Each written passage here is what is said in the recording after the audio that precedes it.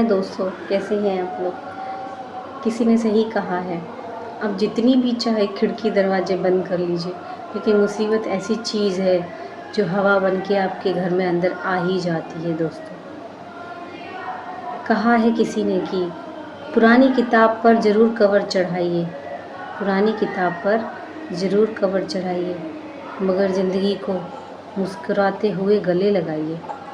दोस्तों, अभी तो एक ज़माना आ गया है, बदल गया है ये ज़माना हमारा, बहुत ही ज़्यादा आधुनिक हो चुका है। हम बहुत ही ज़्यादा आगे पहुंच गए हैं, चांद पर पहुंच गए हैं।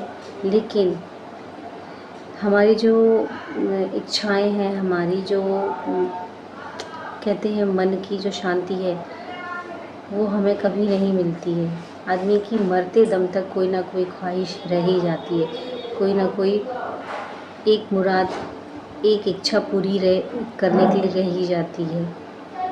मुझसे पूछा क्या आप मरना चाहते हैं, तो बोलेगा नहीं, अभी मेरा ये काम बाकी है, ये होने के बाद। उस टाइम वो काम हो जाए तब भी आप पूछेंगे कि क्या आप मरना चाहते हैं, तो वो बोलेगा नहीं, क्योंकि हमें अपने जीवन से बहुत प्यार है। हमारा जीवन अमूल्य है, हम अपने जीवन को बहुत प्यार करते हैं।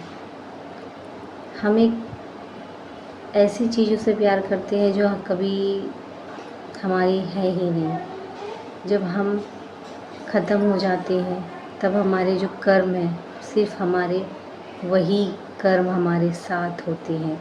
हर एक इंसान आपकी प्रॉपर्टी पे हक जमा लेगा, आपके घर पर हक जमा लेगा, आपके पैसों पर अधिकार दिखाएगा, लेकिन आपके जो खुद के किए हुए कर्म हैं उस पर कोई भी किसी भी कीमत पर हक या अधिकार नहीं दिखा सकता।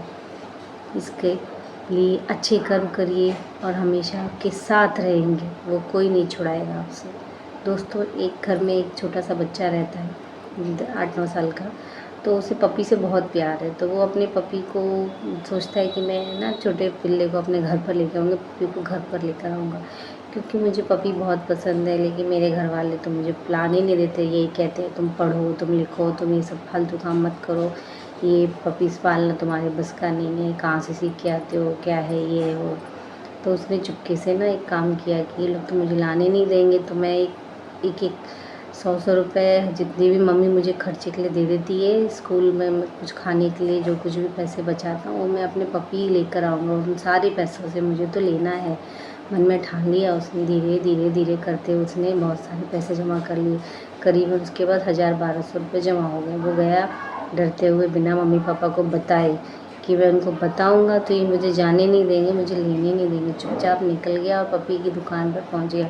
वहाँ पर अंकल के हाथ में पैसे देकर बोला, अंकल मुझे ये प्यारा सा पपी चाहिए, ये इसकी प्राइस क्या। उन्होंने कहा बेटा 10,000, 12,000, 15,000 से कोई नीचे नहीं है।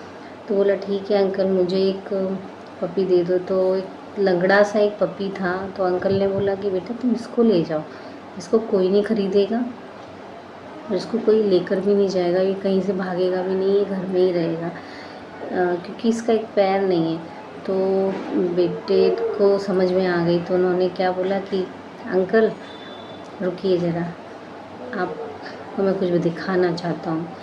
अंकल ने बोला क्या। उसने कहा ये देखो मेरा राइट पैर, ये पैरालाइज्ड है, मैं चल नहीं सकता, मेरे इसमें स्टील रॉड लगी हुई है। हम दोनों एक दूसरे की फीलिंग समझ सकते हैं, इसलिए मैं पपी से बहुत प्यार करता हूँ, क्योंकि वो दौड़ नहीं सकता, मैं भी दौड़ नहीं सकता, हम दोनों एक जैसे हैं, तो मेरे लिए कुत्ता सही रहेगा। दोस्तों, आपके मन में अगर आप ठान लो कि मुझे ये करना है, और आपकी जो परिस्थिति है, अगर आप सामने वाले की भी परिस्थिति समझ लो, तो उससे बड़ा सुख कहीं नहीं है दुनिया में। और आपको अपने साथ साथ दूसरों के भी दुख दर्द और कष्ट को थोड़ी बहुत समझना ज़रूरी होता है, क्योंकि फिर तो हम इंसान ही नहीं रहेंगे अगर हम दूसरे की फीलिंग्स नहीं समझेंगे। और दूसरे की फीलिंग समझने के साथ साथ हमारे मन के कुछ भेदभाव हैं जो हम दूसरों से रखते हैं, वो भी ख़त्म हो जाएंगे जिस दिन हम दुनिया में रियलिटी में जीने लगेंगे। थैंक यू दोस्तों, बाय।